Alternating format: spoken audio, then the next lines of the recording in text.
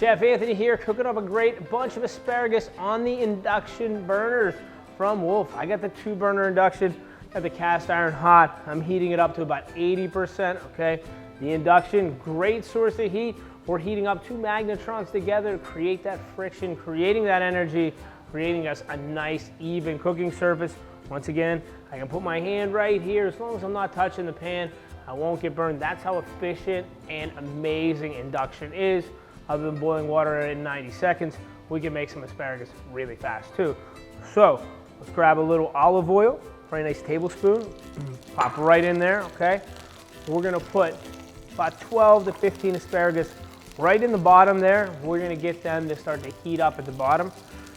1/4 teaspoon of little sea salt, just to season that cast really nice. Then a nice 1/4 teaspoon, equal parts, little black pepper, goes right in. And now we want to just take our tongs and just give it a quick toss, all right? Make sure we get them all coated.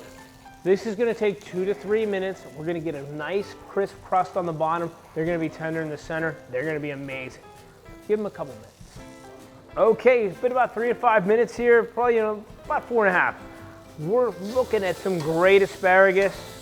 Got a little bit of smoke, a little caramelization. All I do to this is a little tab of butter just to give it a little shine, a little bit of richness. Toss that around real quick.